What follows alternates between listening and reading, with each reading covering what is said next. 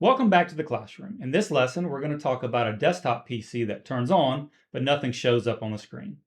This is one of the most common and confusing problems for beginners because it feels dramatic right away.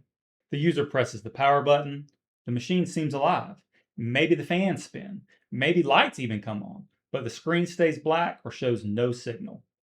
Now, here's the first important mindset shift. If the desktop powers on, this is usually not a no power problem. It is more than likely a no display problem. And that distinction matters a lot because if you define the symptom correctly, again, your first checks become smarter.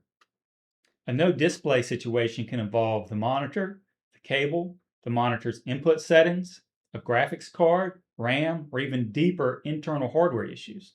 And that's a much different starting point than the computer is dead. So, what should you think about first? Just start with the basics. Is the monitor powered on? Is the correct input selected on the monitor? Is the display cable fully connected to the monitor and the computer? Is the cable plugged into the right video output? Does the monitor work with another device? And that last one is especially useful.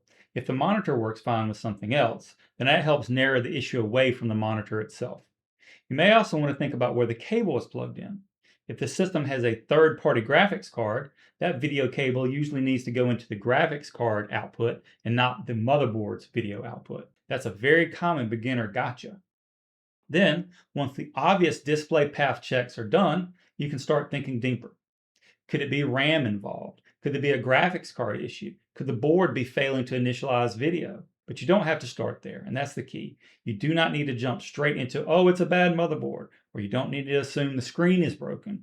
You definitely don't need to go immediately reinstall Windows, and you definitely don't need to make it more complicated than it needs to be at the beginning.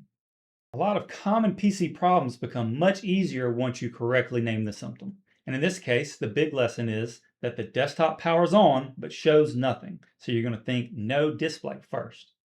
All right, your next action step after this lesson is to write down 3 things you would check on a desktop that powers on but shows no image.